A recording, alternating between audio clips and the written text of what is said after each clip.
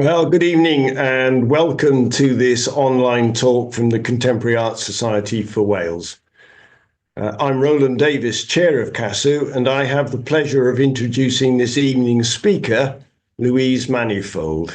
Good evening, Louise. Good evening. Now, Louise is an Irish visual artist whose practice focuses on video and digital time-based media. Her work often involves creating dynamic, collaborative projects that result in unique, one-of-a-kind experiences.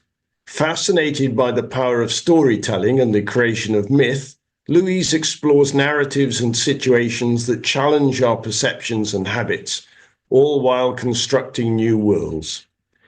By way of background, Louise graduated from Central St Martin's College in London and the Galway Mayo Institute of Technology in Ireland. She's exhibited extensively throughout Ireland and internationally in London, Munich, New York, and Santander, not to mention Oriel Môn here in Wales. And I'm going to add to that because since I put this all together, we're adding Egypt as well to that because Louise told me that she'd come from Egypt just last week. Now, Louise lectures at the School of Design and Creative Arts at Atlantic Technological University, Galway City. Louise has agreed to take questions at the end of this talk. For those who are joining us on Zoom, if you wish to ask a question, please put your name in the chat box, and when we get to that point, I will explain how this is going to work. So, Louise, it's over to you. Thank you, and thank you very much for inviting me to speak to you. I'm coming to you from my studio. I suppose I should say very quickly, I'm based in the west of Ireland, in Galway, County Galway, but I'm coming to you from Galway City, which isn't maybe that much of a city, it's like a big town. But I decided to broadcast from my studio because, number one, we had a pretty bad storm about a month ago in Ireland, and where I live, which is in Uachtarard, which is kind of the gateway to Connemara, still a bit, the internet's pretty not so good. So I said I'd make it a bit safer by doing it in here. However, just to say, you might hear a few seagulls, and we've got a wonderful, some sort of kind of flat roof for in this. So if it starts raining, you may hear a lot of rain, which hopefully will contribute to the atmosphere of my talk. Behind me is a lot of my stuff, which I hope doesn't freak anybody out. This is the cleanest wall in my studio. So that's what you're stuck with. So I'm going to share my screen now. And I'm going to show you a collection of work based around, I suppose, the concepts that we may put forward, not necessarily chronologically. I'm just going to share this now and hopefully pull right out. So can you all see that? Is it all good? Fabulous. Yep, good. Fabulous. Sorry, I have to always double check these things. For someone who works in technology, I can get very distrusting of it. The title of my talk was really about storytelling and time-based art from the west of Ireland. So it sounds all very mythical and fantastic. I'll give you a tiny bit of background about me. My background, I studied sculpture. I went straight from school into art college. It's probably a bit of a jump for a very immature student. And I decided to study sculpture. One of the unfortunate things was I had a great desire to make sculptures that tended to fall apart. I kind of liked I was more interested in materials that perished, I think. So in order for me to improve my grades, I started taking photographs of my work, and I became very interested in photography. And a lot of the work I'll be showing tonight is lens-based photography work, video work, and some sound work as well. This image is from 2007, and there's some images that were from a show that I was working on. And I suppose I put this in first because it was taken on a medium format camera, which is a kind of a particular, it's like a square frame. And it's film. And film is quite important to me. it's harder and harder to work with film now because the cost, and obviously it's becoming more and more obsolete. But one of the things I loved was, I suppose, the materiality of film, that you could put it in your hand and you could mess with it. You know, having things on drives are great and useful and everything, but unfortunately, there nothing beats. I still have nothing to me is as exciting as getting your film developed back, or developing your own film and seeing the result. It also trains you in a particular way. You don't get 100,000 shots you can take over and over again. On medium format roll, you get 12 shots. So you have to be smart. At the time, I would never classify myself as very smart. I'm kind of led by the nose into kind of working very impulsively. And sometimes that works out, sometimes it doesn't. I think it's an artist thing that we're like this. But I was when I first started off, particularly with photography, I was very interested in, I suppose, very formal elements. So I'm going to push to this. Things like light, shadow, texture, positioning people into environments. And the two kind of environments I loved was the desolate environment, the broken down environment. When I talk about that, I mean the environment that I kind of find on my doorstep living in Galway, which is Connemara landscape. I'm going to talk to you in a little bit more detail about Connemara. I don't know how many people know about it. It's a very mournful kind of site in Ireland, and it spans kind of the County Galway coastal area, but it breaks off in two parts, and one part's a bit more desolate than the other. But I was also quite interested in gardening and horticulture, because not that I'm a terrible gardener, by the way, but I was interested in kind of photographing people in kind of garden spaces, sometimes wild or overgrown, because gardens represented order and civility to me.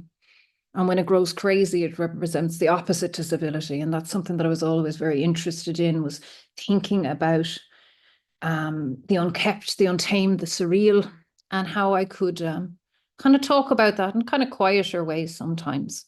I'm going to bring you on to another image here. This is an image by John Collier. It's called Hetty Sorrel. I don't know if you know the story of Hetty Sorrel, but another thing I should tell you is, so my mother is an artist as well, which is very good for me because she encouraged me a lot. And she's also an antique dealer, which is really handy when you work with objects, because there's always cool stuff at hand. And that's something that I found really fascinating. And I found this picture, and it's just, she'd have a lot of material, you know, often books, sometimes just prints taken out of books. And I found this, and I didn't know it was by John Collier. At first, what fascinated me was the forest. So the forest became a big symbol in my work, mainly because forests to me represent the unconscious. And there's lots of different types of forests in Ireland. Quite a lot of Sitka spruce planted, which kind of replaced a lot of the native trees in County Galway and Connemara. But they're very dense, they're very thick. And I was very fascinated by them. But with this picture, now there's a couple of things I did to this picture that you might notice. There's loads of little dots. So sometimes I work with collage, and sometimes I do things like puncturing images. But the story, I originally thought that this was just a lady. So if you see the original image, it's got a little red cloak. So I thought it was a Little Red Riding Hood type lady who was being, I don't know, kind of lost in the woods, kind of in some respects lost in the woods, or kind of under some sort of spell. And then I found out the story of Hetty Sorrel. And the reason she has hands over her ears is she unfortunately was made pregnant out of wedlock, and she left her baby in the woods to rejoin society again. So I found this kind of fascinating, that I originally believed it, you know, I had one reading of it, and then that kind of reading of her blocking out the cries of her child while returning to the morally safe or correct society. So this was something that was kind of very fascinating to me. And I particularly liked a lot of John Collier's paintings and that kind of pre-Raphaelite style. And that's something that I found very curious. So I did. Now, this is an image that kind of falls upon the same thread. So often, like I was saying about civility and the kind of contained person, the tame person who has adopted society versus the kind of wild person, and particularly in terms of feminism and female, one of the things I became very interested in is trying to think about different ways in which people kind of may change or kind of break away from society. So certain things like maybe people who maybe decide to become hermits and leave society, leave things. People, particularly, one of the things I was quite interested was with psychological illnesses and the stories. And I suppose this is where I kind of wrap my storytelling a little bit around environments. Some of the stories that I look at aren't necessarily always kind of mythology. Sometimes they're personal accounts. Maybe they're personal accounts of feelings I have, but more often than not, I try and find accounts of how people may feel when they feel that their thinking or their body is becoming different, and kind of that notion of the self as other. So one of the things back, and this is 2008, so we've kind of moved from 2000 to 2007 to 2008, is I began a project or a body of research on a thing or a medical illness called clinical lycanthropy. And clinical lycanthropy is where people believe they're turning into animals. And I made a project called A 49-Year-Old Woman, which was about a 49-year-old woman who believed she was turning into a wolf. Now, lycanthropy presents in people as not necessarily animals, even though lycan is the Latin for wolf. You can become lots of, or feel like lots of different animals. And one of the things I was interested in, not so, because it is quite fantastical. And obviously one of the big things for me is this kind of magical reel that I often try and convey. But I'm very interested in stories and accounts whereby language doesn't serve it completely, if that makes sense. That there is this kind of space that visually you can kind of create or kind of penetrate that. So you can see this image here. So this is a lady, so I work with a lot of different people. I work behind the camera and in front of the camera. This instant, I've been behind the camera. And on the other side of distance away, you see a mirror. And within the mirror, you see this kind of pool with the moon in it. That's a reflected back. So this actually became a video piece. But a lot of the people in my photography, my video work are often sleeping or slumbering. They're never up to a whole lot sometimes.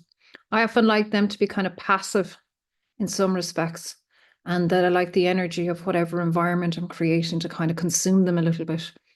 And I find that quite fascinating. This was a project that I did quite a lot of research, and I did kind of one of my first major shows around, and that was in around 2010.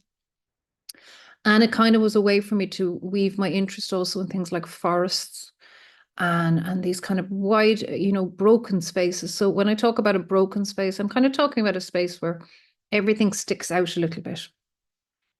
Now, this is another big influence on me. So going back to film, so the last image you saw there, that was actually a digital image.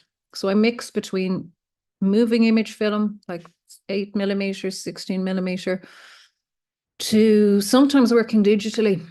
It's getting harder and more expensive to work in film, unfortunately, but it's something I love. But this is Michael Craig Martin. So you probably know Michael Craig Martin, particularly for his really bright images that he creates.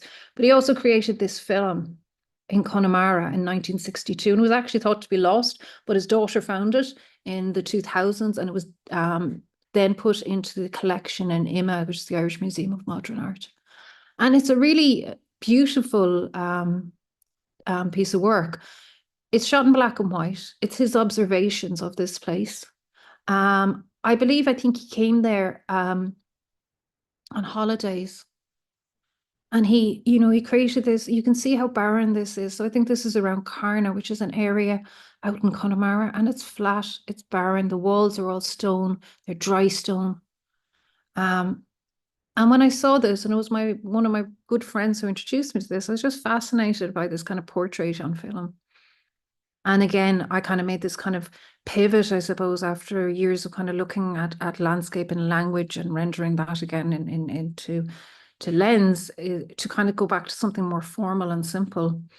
And I wanted to return to working with film and what that could do. So just to let you know, I suppose a Bolex is really old kind of 16mm camera.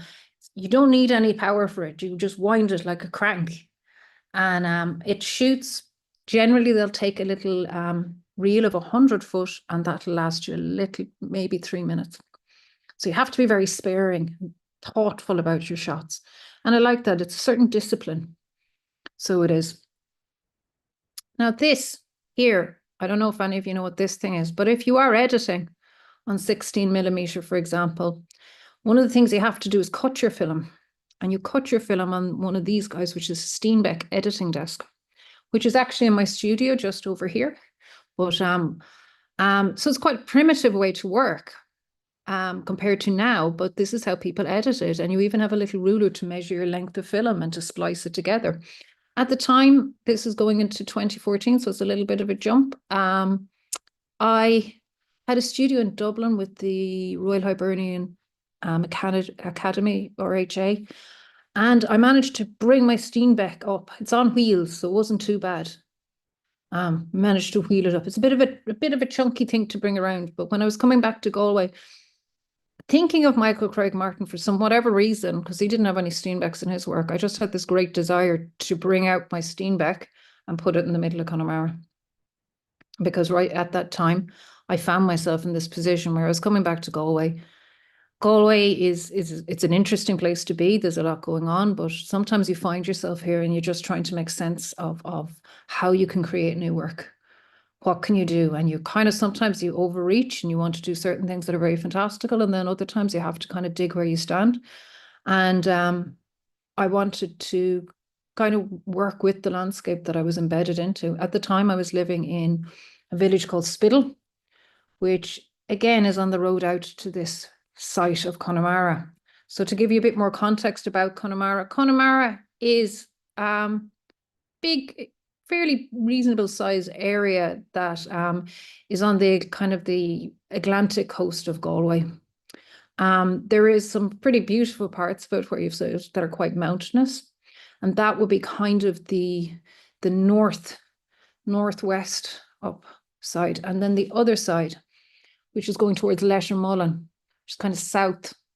That's a little bit more depressing. It's a little bit more rugged, but I loved it because of that.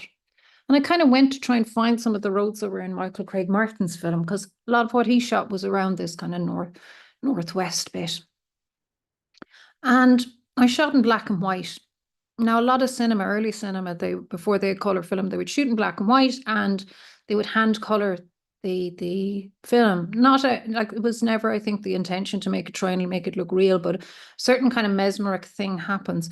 Your film becomes kind of animated by the colour, because there's certain processes, obviously they're very uniform, but when you do it by hand, it becomes quite strange. And I suppose when I talk about my love of film, obviously the materiality of film, the ability to affect it quite organically, to cut into it, to manipulate it. You can see here, this is a still from my 16mm, and I used to get basically run it from two winders through a bath of kind of hand dyes that are used to dye or paint black and white photographs. Food coloring is quite good to work as well with. The next images, I also discovered what I really loved as well as highlighter markers. The worst thing probably, I'm sure anybody who's online now who does shoot in film would probably want to kill me for saying this. If you look up in the corner as well, top left-hand corner, you can see a tiny bit of the sprocket hole. Whoa, excuse me. I'm going to just go back to that and I'm going to show you a little clip of the film I'm talking about. This film was called Time Machines. It was created in 2014 and 2015. It features my beautiful Steenbeck and also some of the shots that you've seen here of Connemara. So if we go in here.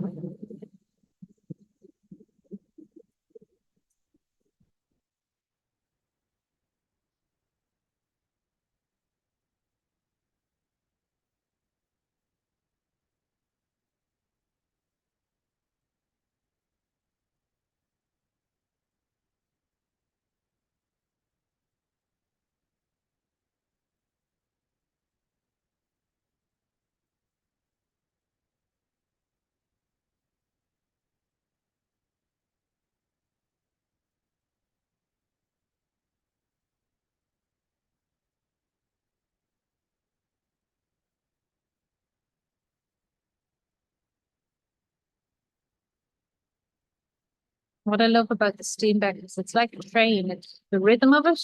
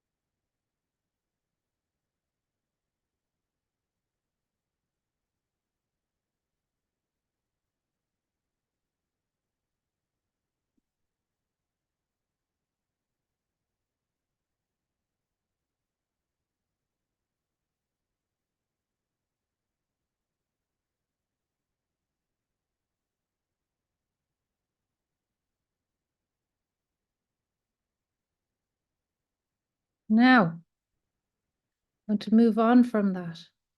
So that's a small extract from the piece. It's only 5 minutes long.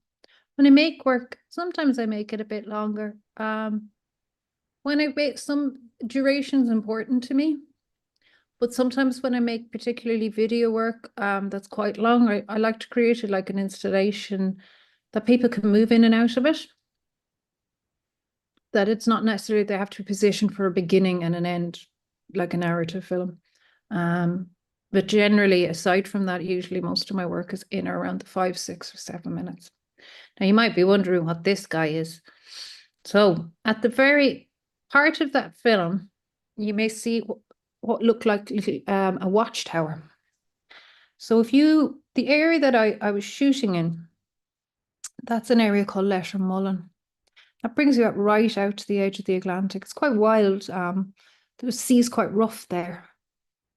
And there is a Napoleonic watchtower, and it's perched on this kind of small kind of outcrop. And it's really only accessible by boat. And I really wanted to go out to it. Now, I think on occasion, seasonally, there is, when the tide goes out, you may walk out to it. But I was warned that if you did, you'd have to be really careful because it's not very easy to call a boat. It's not like a taxi. So I'd used a boat instead. And I worked with a local guy from out there. He was actually a friend of my mum's. His name is John Babajack O'Keneela, which is the Irish for John Keneally, which a lot of people are Keneallys out there, and a lot of people are John, but he's a fisherman. Not only is he a fisherman, he is a great custodian of heritage. So that area is called Lettermullen and Gurma. And he has the most beautiful little heritage centre out there. And it's like this tiny museum of all sorts of materials. Not particularly mediated like museums are, but he'll give you a tour. If you're ever in the west of Ireland, you're in Connemara in that area, I'd recommend going to visit him. But part, I suppose, of asking him to take me out in the boat was, meeting him, telling him what I was doing. And when I got to his house, he had a lot of these guys. So these are drift seeds or drift fruits. So another interesting thing with Lettermullen, it has this watchtower, which is Napoleonic. It also has a watchtower that's World War II. So in that video, the way it's shot, at certain points, it feels like the two watchtowers are actually watching each other, which is kind of interesting because landscape can be a lot of things. So landscape can be also a way to talk about kind of observation, paranoia, surveillance, things like that, even in the most barren places like Connemara. When I met John, I went around to his house and he had this massive collection of drift fruit, which come from Costa Rica and wash up on the shores there. And I was kind of fascinated by them. And I decided I wanted to do some photographs of them. Because this idea of something traveling, even a seed from Costa Rica all the way around to the west of Ireland, felt kind of unusual and strange to me. And part of what I did then as well was this became part of an essay that I wrote. And at the same time as this was happening, I was working. I had the pleasure of working with another artist who lived out in Connemara by the name of Una Quigley. And I was very lucky to work with her and have the pleasure of working with her. And we kind of connected really over a love of film, experimental film, and also being situated out in Connemara. And we decided to create a project because we were really interested in shooting out there, but we were also interested in connecting with other people who shot out there. And we decided, as an option, we would create a project where we made a temporary cinema out in the middle of Connemara. If you can see over there to your right, we called it Wild Screen because it was wild and it was about the wilderness and the idea of being lost in this wilderness. And we actually were very lucky that we had some really amazing people. So we did. We had Michael Craig Martin's work. We managed to get a loan of that off Emma. We had Werner Herzog, a soufflier. We also had some beautiful work by Irish artists like Vivian Dick and Dorothy Cross, whom you may know. This was kind of a pivotal moment for me because I talk about experiences and bringing people together. We had an interest because cinema is something that's often associated with the urban, but we just said, no, we want people to come out and make the pilgrimage out to the middle of Connemara to experience this work there. On the left, you'll see a little driftfruit. And I asked John, could I basically do a series of portraits of these driftfruits in their natural habitats? Well, hardly, but their natural driftfruit habitats. And as part of this project, we created publication, and I decided that I just wanted to think about these driftfruits and how they got there and how they can be imagined. And obviously, because I was working with John, he was an amazing resource for just trying to understand how currents flow and how things get washed up and the kind of weird idiosyncrasies and things that happen in nature, and you know, to imagine things coming from Costa Rica and being plopped up in this place in the middle of Connemara where everything sticks out, everything looks awkward. It can be it's a barren place, but it's a barren and awkward place. I make it sound very bad. It's fabulous. It's really fabulous, but there's a discomfort in the landscape there that I'm constantly drawn to for some reason or another, because awkward, broken down spaces, all these kind of spaces, they're the spaces that I kind of naturally align to.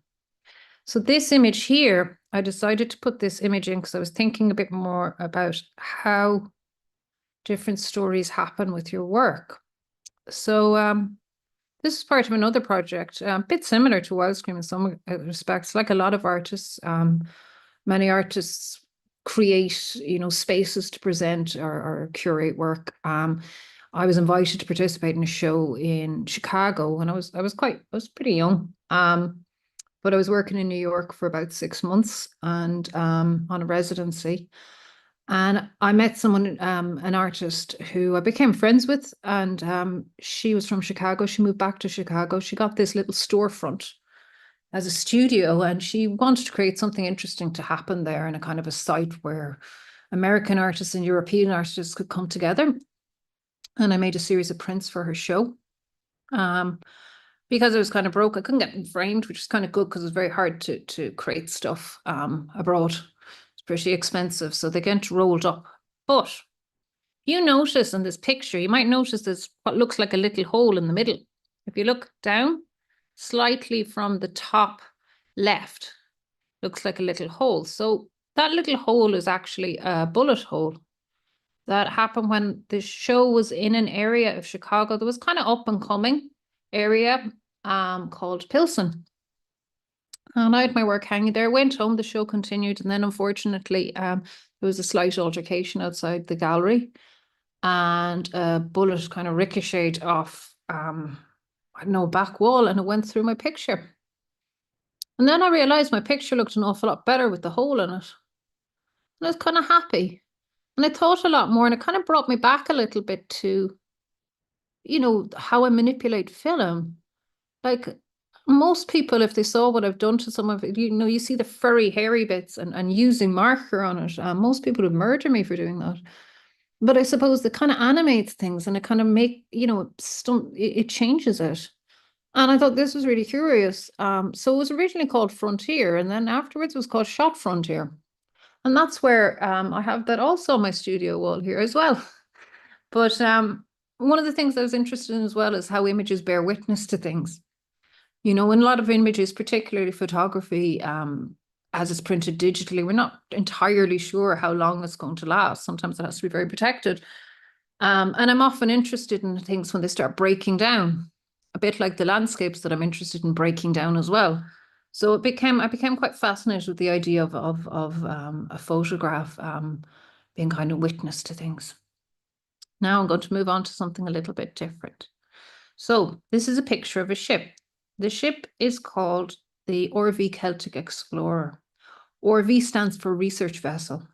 So at about 2018, I know I'm jumping on a little bit, but 2017, 2018, I had a couple of different ideas going on in my head.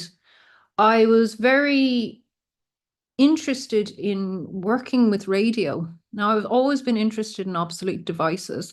And I think now is a really interesting time because the notion of obsolete is becoming quicker and quicker upon us. We're in the kind of fastest technological progress that we've ever been. And in some ways, I think it does seriously affect how people understand themselves, their lives, how we're constantly feeling that the only way we can engage in the world is by pulling a phone out. Even when I was out in Egypt and I went to have a little visit because I was in Cairo to the pyramids, and I was there at 8 o'clock in the morning, and 99% of people were just like seeing pyramids through the lens of their phone. And I'm like, this is ridiculous. But anyway, one of the things I wanted to do was think about radio and think about sound in relation to kind of unknown territory.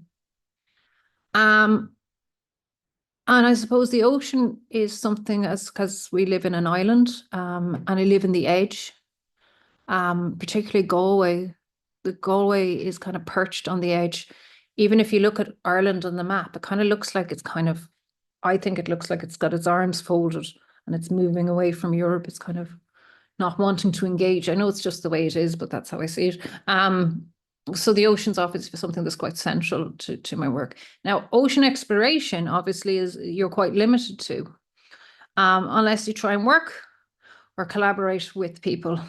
So I began a project called Aerial Sparks, which was about 4 years long. So it's kind of the longest project I've ever worked on, but it was with the Irish Marine Institute, which is also based in Galway. And what they mainly sponsor is marine science and ecology in Ireland. They work a lot internationally, and they mainly do a lot of their research on a research vessel. And this is the said vessel. It's bigger than it looks.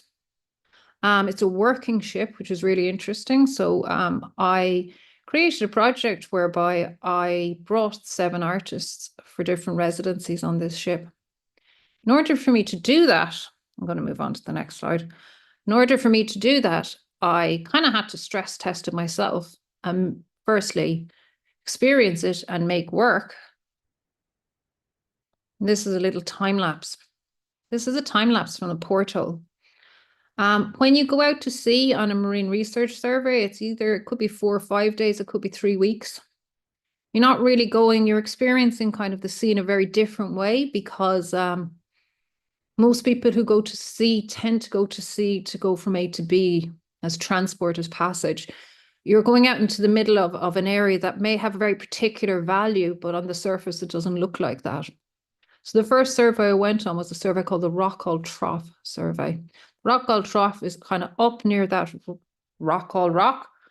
And This is kind of an interesting place for scientific marine science research, mainly because it is where a number of different currents meet, and they try and monitor that, but they can only monitor it at a very particular period of time, which is February. Now, February isn't noted for having good weather in Ireland, so the middle of the Atlantic in February is pretty appalling. So my first experience was going on this Rockall Trough survey for 7 days. I spent most of the 7 days getting sick, as did everybody else. It was really rough, but it was really amazing because you're exposed to an environment that is so hard for your body to inhabit and feel okay. Now, all the crew were fine because they're used to it, but it's the first time I think I've projectile vomited in front of people since I was a teenager. So yeah. What we're seeing here is it's a digital kind of weather buoy, and that's been released. So a working ship, I suppose, is everybody's working. I was probably working the very least in some respects, but there is a lot of protocol. There's a lot of people doing things that happens 24 hours a day. As an artist, you know, it's an interesting place to be, but it's not the most comfortable place to be either. What it offered me was a huge amount of opportunity for conversation between crew and scientists, and gave me this very deep learning and understanding about something that I was fascinated by, but that just simply wasn't accessible to me.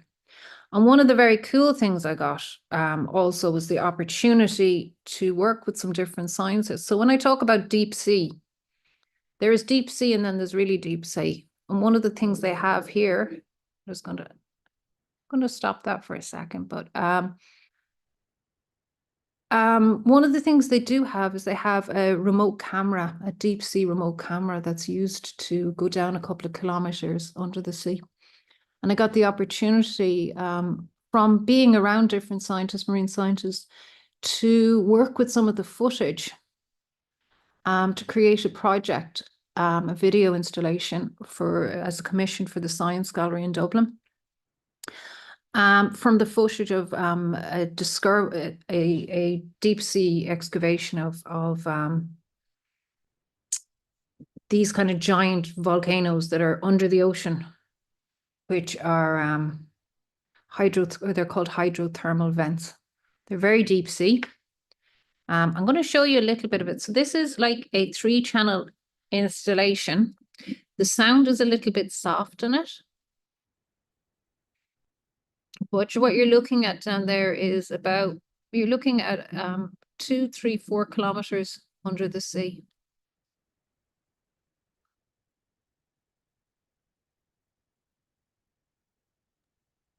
Louise, can I mention, I don't think the sound is coming through. Oh, I'm sorry. Now it's very low. Could you hear the sound on the last piece? No, I didn't get it. Oh, there was no sound. Did you get? Let me see. Hang on. Could you hear the sound on the first piece with the... I'm going to just try this now. What I might do is go into my Zoom. Oh, just okay. What I might have to do is just stop sharing there for 1 tick and share again. Share sound. Now, we'll try this. Do you hear anything now? Yeah, that's it. Oh, thank God.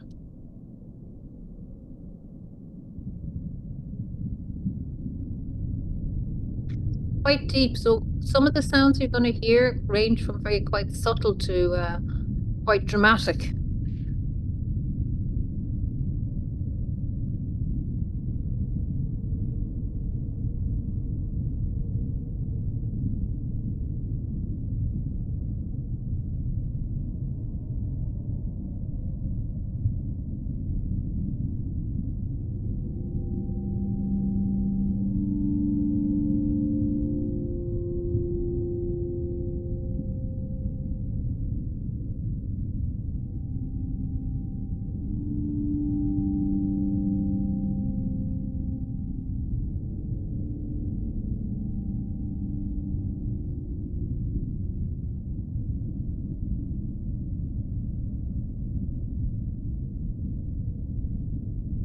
what you're seeing there is kind of the side of these massive faces of basically like underwater volcanoes.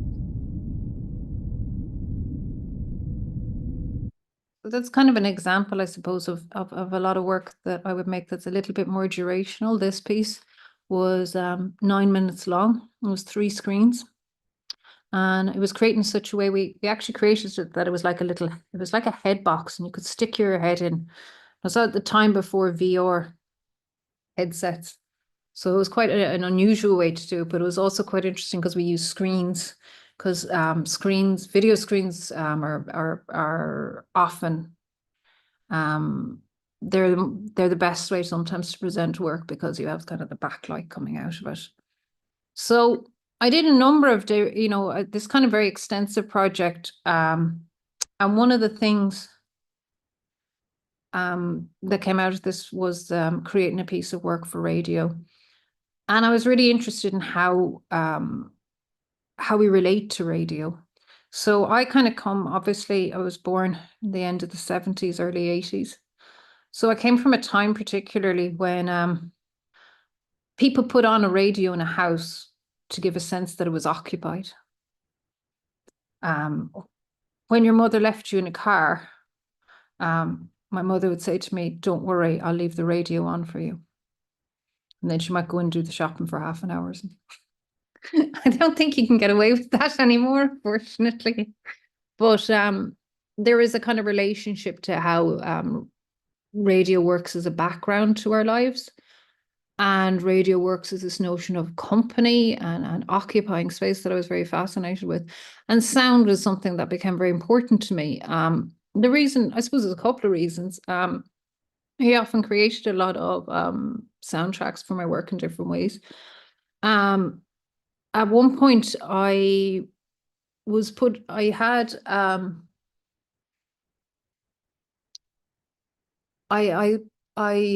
decided that sound became kind of more central to what I was doing because I was very, very interested in the idea of how people can create an image with their imagination and less with the visual. And I thought this was kind of curious. I also felt at the time I was put on medication, and that also changed how I hear things. Way I could hear things. It kind of alternated my sense of sound. And again, that alternated my sense of experience in the world. And I kind of wanted to document and look into this a little bit more. I wanted to understand it. When I talk about sound, I suppose I align it more close to noise than musical composition. And at the time, this was something that I wanted to do myself. And also, I wanted to make it from a specific journey that I did on the Celtic Explorer. So the first journey I went to Rockall. The next journey was a transatlantic journey. And that went from Galway to St. John's in Newfoundland. And this is a little picture from the sea. So it was a little bit rough. And we left. When we left, I also started thinking about the Dutch artist Bastian Eder, who I'm quite a big fan of. I don't know if you know his work, but his most famous work, obviously, was In Search of the Miraculous, where he sailed transatlantic, but unfortunately disappeared. And his boat was found off the southwest coast of Ireland, empty. And he was the same date that his boat was found was also the day that I went on the Celtic Explorer to go to Newfoundland. So that kind of stuck with me. Another thing I suppose that I would talk about with working in a working ship, even though the ship obviously relies a lot on satellite digital systems, they also still have a lot of analog systems. They need that in case they may run into a ship that they can't communicate with. And also, like they say, they have internet. The internet is not particularly strong on a ship. It works on satellites, so it's quite weak. So they need lots of backup. So what you're seeing here is a lot of drawing that I did. One of the things they had was a fax machine that would just spew out all this information about weather, about Somali pirates, all sorts of basically what's going on at sea. And this would be piled up. And I found this most people would read it and then it would just sit on the floor. And a lot of the time it just rolled out on the floor, a bit like Hans Hack. And I just thought this was beautiful work, something beautiful for me to work in. And again, I suppose it goes back to words. So often as I try to talk about, different stories that can't be described in words, at the same time, I love words and I love messing with words and wordplay. So you can see here it says severe or very severe icing. And I thought that was kind of funny at the time because it just sounds like a really bad, kind of slightly dangerous cake or something. So, and I even have, so this is some of the roll. They gave me loads of it. I think a lot of the time they thought I was a bit crazy on the ship. But it's kind of, it's this fax paper that's very kind of thinnish, but it's lovely to work with on ink. So this is another thing. Obviously, I draw a lot as well. I'll get onto that in a few minutes. But I'm going to give you a little bit of sound to listen to that came from this project. And it's a piece called On the Ice Edge. And it's kind of inspired by the piece that you saw here where it said about the severe icing.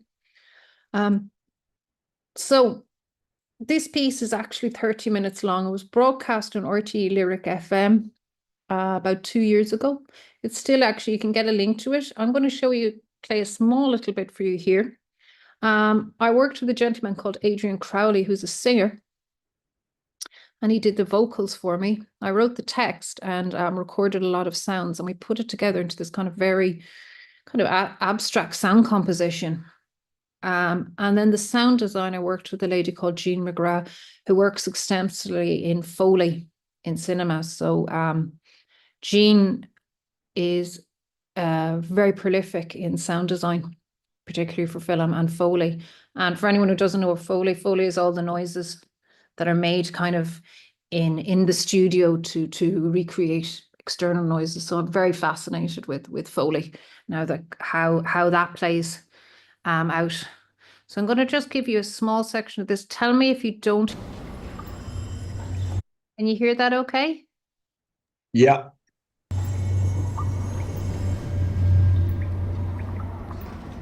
A life on the bounding waves. A state of spirited succor.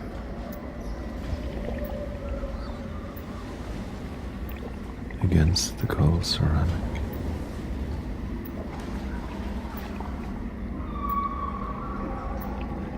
The submerged body vacates.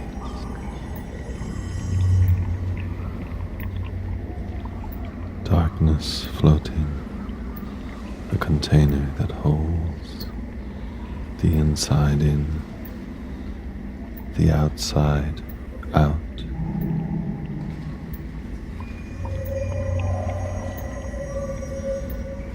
An open mouth, a whale's cavity.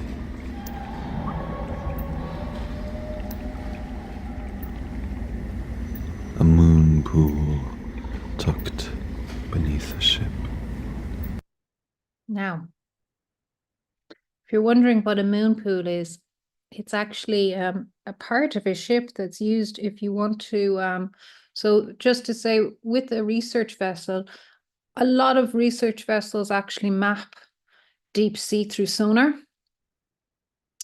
And a lot of the sensors are, when they come out from the bottom of the ship, but they have to let a small body of water into the ship in order for it to submerge out. And that area is called a moon pool. I became very fascinated with the moon pool because it sounded like such a beautiful thing. But it wasn't, it was a bit rusty. Anyway, when I got to Newfoundland, you probably know that one of the first radio broadcasts, transatlantic broadcasts, was from Signal Hill. So when I got there, my next job was to walk to Signal Hill. And as I did, I saw these really beautiful lighthouses. And I was fascinated with it because it just looks so picturesque compared to the big tough looking lighthouses, or even the big tough looking Napoleonic Tower over in Ireland. It looks so dainty and beautiful, but obviously well able to weather a storm. And these images became quite symbolic to me when I was creating work, and even the walk up to Signal Hill, because often it's only through kind of moving through a landscape that like if you have a notebook or you're thinking, you're researching, often I find if I move through a space without any way to record that space, other than my head and that experience of being there, it can have a profound impact on me. And I can kind of, sometimes I like doing that and not capturing everything, and I'm trying to kind of let it sit in my mind for a while.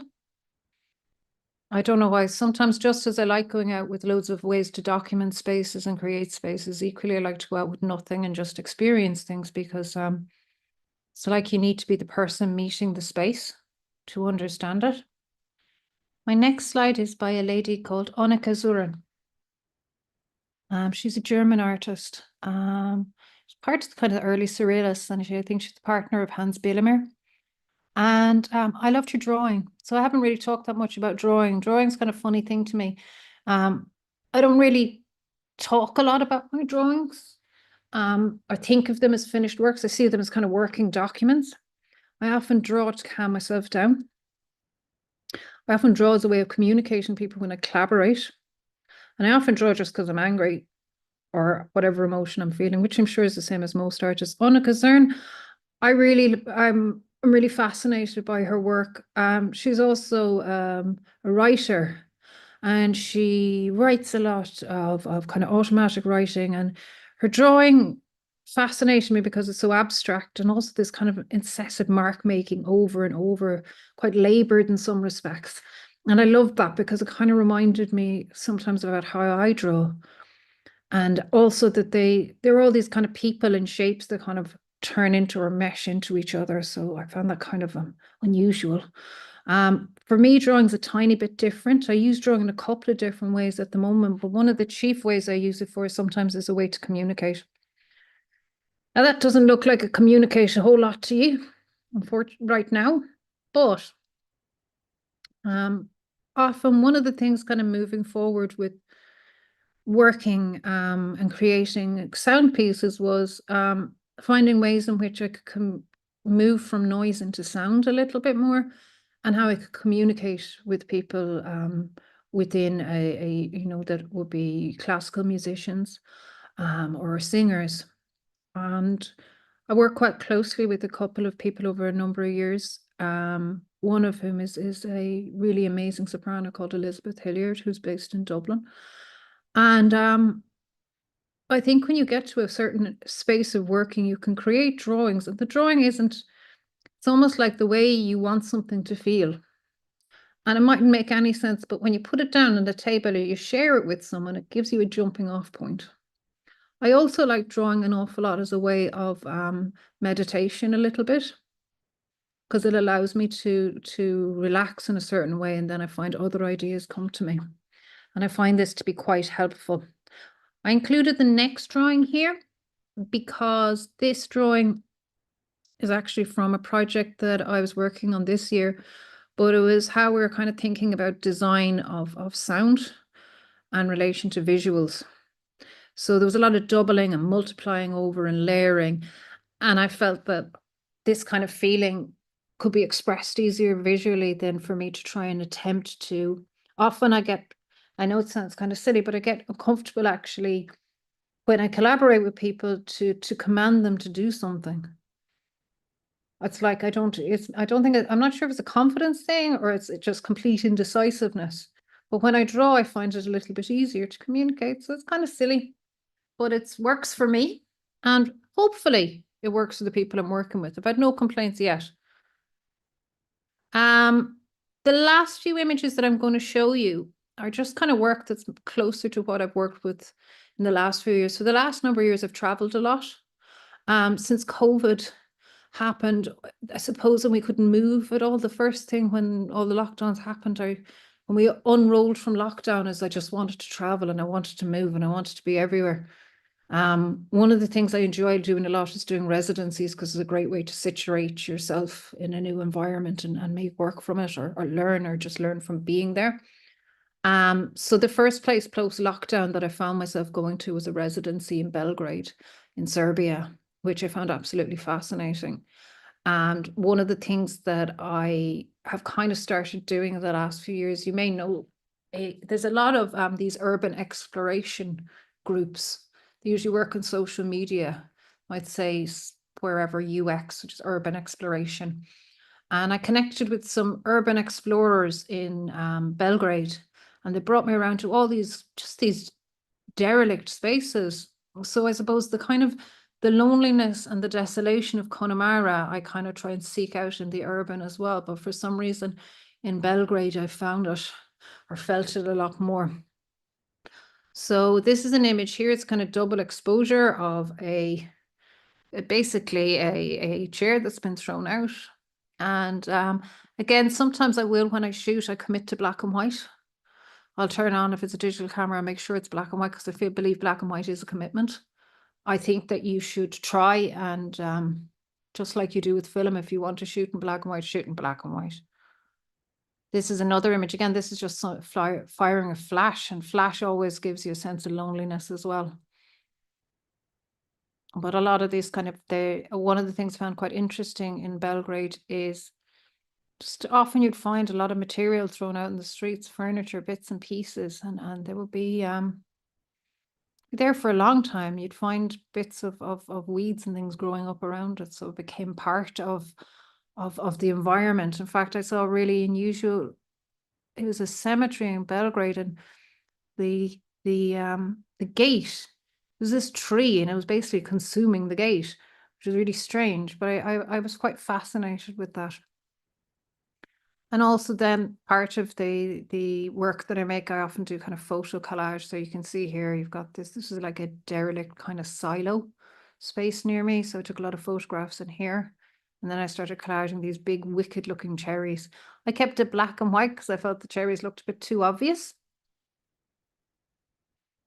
And again, it was kind of this kind of thing between the kind of softness and kind of viscousness of the cherries versus the hard metal. And obviously they're giant in this as well. They're a bit of a scale. I suppose moving forward, particularly from the kind of work that I've been making, I'm going to kind of jump back a little bit and forward here. One of the things I do work also with is creating 3D models, and how 3D models kind of fit into 2D environments. On one of the pieces, I think this was shown in Wales as well, was this piece, which is called In the Absence of Air. This was actually shot in Connemara. It was a combination of 2D environments and CGI and 3D models. I'll just show you a few minutes of that because I'm conscious of our time.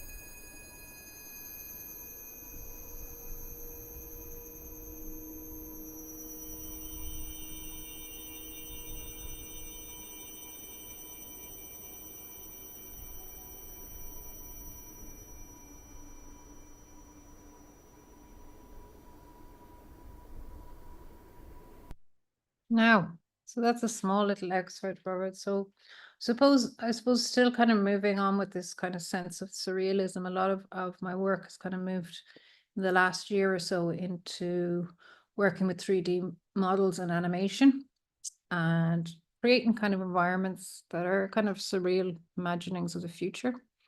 But they work in a particular way for me. I like bringing kind of found material in. So there's archives and archives of 3D models that you can basically build or create or manipulate in lots of different ways. And that's something that I've been working in a lot. In some ways, it means a lot of computer labor, which can be kind of a little bit boring, but you can make some very strange things. I liked this piece because it's almost like the legs are kind of these haunted objects on their own, and then they become covered in this covering, and then it feels like a full person, even though it's completely hollow and empty inside. I suppose jumping into 2024, which is bringing me kind of where I suppose my last body of work I'm kind of working on right now. So this is a photograph from the Mojave Desert in America. And I got the pleasure of doing a residency there this summer. I was staying in a part of the desert called 29 Palms. 29 Palms is a kind of an interesting place because it is probably the biggest military base in the United States there. And the space around there, you know, it has that kind of great feeling of being slightly destitute. There's all sorts of things that are washed up and kind of lost. Like you've got this boat that's just sitting there and miles of sand. But it's also quite an active place. So you'd often hear a lot of thumps, or one evening I came out and there was these kind of lights hanging in the sky, and they're actually flares, but they were kind of slow moving flares that are used obviously to illuminate if people were doing some sort of reconnaissance or surveillance, military surveillance. And I just found that space itself, this space of the military base was a good bit away, and then there was also over here, and then there was this in-between space. And I was just, that kind of buffer was kind of fascinating to me. Another person that was very fascinating to me was a painter, Agnes Pelton, who she was one of these transcendental desert painters. And I just found her being there. So the residency I did was quite a small, intimate residency. And one of my hosts gave me a book on her work. And I didn't really know her work before that. But for me, it kind of resonated a little bit about all these kind of visions she would see in the desert. And that made me want to create work in this space. So it was kind of an interesting jump. So currently I'm kind of working on this now. And it's a lot of 2D environments that are going to be animated in a 3D environment, and then with 3D models. I'm not entirely sure where it's going completely. I'm going to design it as a video piece, but maybe as a VR headset. I'm very interested in VR. I don't really like I think the most interesting thing sometimes I think about VR is seeing people like wandering around with a big headset on them. But I'm kind of interested in creating something that could have a more interactive element in it. So that's what I'm working on currently. And then finally, this is one of my creatures that I've built that's sitting in the middle of the desert. This is the kind of space I was telling you about, this kind of buffer zone, which in all intents and purposes, you know, I was also right beside Joshua Tree, which is also really amazing. But for some reason, this kind of space to me became somewhere that I kind of fixated on. And also there used to be loads of coyotes there, which I thought was kind of fascinating as well. So that's everything, guys. I hope that made some sense to you. It did. Can I ask you to stop the screen share, please? There. Okay. If everybody were to move over now to speaker view, we've got time for a few questions. I don't see any names in the box yet, but if you do have them, just put your name in there. Keep yourself on mute for the moment, although you're all capable of unmuting. And if you want to put a question, just give me a name and I'll invite you to put it and then ask you to mute yourself after it. Whilst people are thinking about that, I'm going to take the chair's privilege of asking the first one, which is, would you describe yourself as a surrealist? Because I watched the first film and immediately I thought, oh, this is Buñuel. And then you talked about Unica Zurin and described her as a surrealist. And then I looked at those images. I mean, there are times when you appear to be in that and other times when you're not. But would it be a fair description of you? I think I'd be very happy to be called that. I think I could be called a difficult surrealist, maybe. I definitely, I often think that surrealism is still one of the ways, the most kind of clearest way in terms of how I would define myself in terms of expression or method sometimes. Particularly with some of the artists that I align myself with as well. Oh, right, great. I think that's a question. Robert, did you want to ask one? Ooh, that was silent. Yes, I did. Yeah, I just had to unmute myself. Louise, you mentioned obsolescence and quite often referred to it as part of your working. Do you really think it's obsolescence, or I'm of the belief that all artists use any technology, however old it is, however unfashionable it is, Oh, absolutely. just to why you're not to make their point in a way. And sometimes it is a conscious sort of historicism that's Yes. going on. I mean, I know artists who still use egg tempera, for goodness sake. It just, I I think don't know. I think that's really important that you said that. I think sometimes it's one of the things I have suppose become aware of, and I think that's why, is how the speed technology is moving at. So I think maybe the words that I'm saying, obsolescence, it's a funny one because you have different speeds of, let's say if we talked about a mobile phone and how quickly they're being churned out and consumerism, that's a particular, like there is a kind of a digital obsolescence. But then we talk about, let's say, different machines, like a Steenbeck editing desk, for example. It still works, but it's probably a more difficult way of working. Whereas, there's I suppose there's different layers of obsolescence. I actually think it's our job as artists to revive an awful lot and maintain these things.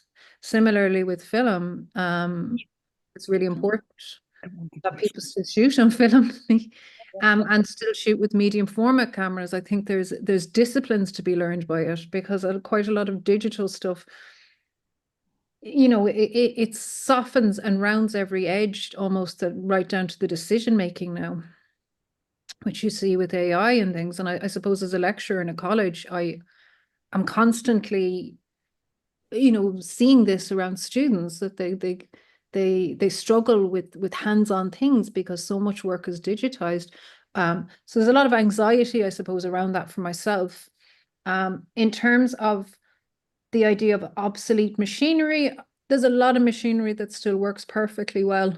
And then there's certain machinery, I suppose, that I find has a greater poetry, and that's from my mother having an antique shop. So let's say, for example, she had this amazing land camera, an aerial land camera for a plane from World War II. It was the most amazing. You couldn't lift it. It was ginormous. And it had the most amazing handbook. Those obviously could be decoded by an engineer, because I certainly couldn't make head nor tail out of it. It's like put into loop A that goes to loop Z, and you're just like, my God. But even as, when you look at it and you see the kind of the life or what it's seen, it's amazing. And a massive big spools on it for film. And this would all be operated from inside in a camera by a plane with a lever. And it's just fascinating. But I guess something like that, actually, it'd be hard to use again, but it's still a really important thing. And I suppose what happens to those kind of things is they almost become, that's what I feel like, they become something of themselves. They're almost like kind of pieces of art or sculpture by themselves, which I really love. And I think I'm very lucky because I have a mother who hunts all these things down. So I get first dibs on a lot of cool stuff. But I do have a personal worry a lot about kind of the speed technology is moving at, and particularly stuff with AI, which kind of turns my stomach a little bit. Okay. Right, I've got time for one more if there's another one out there quickly. Is there anything coming through? No, I don't think we are. Okay, that's fair enough. Well, thanks for that, and Robert, particularly for the question. Most of all, though, thank you to Louise for her talk. What I always love about all artist talks, I always get a phrase or a few words that come out of them that I've never heard before. In this case, I've written down for future reference, a dangerous cake. And I'm just got to have to find somewhere where I can use that in the future. So thank you so much, Louise.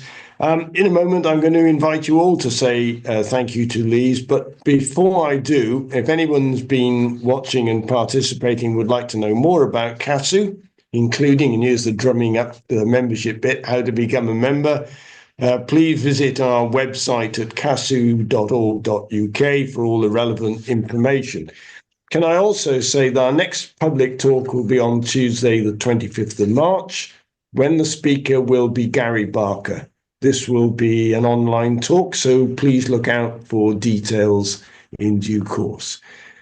Right, so if everybody would now to switch to gallery view, and you can switch your microphones on and clap, whistle, but most of all say thank you to Louise in the traditional manner. Thank you, Louise, so much for that talk. Thank you. Thank you. Yeah. Thank you. Thank you. And so it's good night from Louise, good night from Casu. Good night, everybody. Thank you.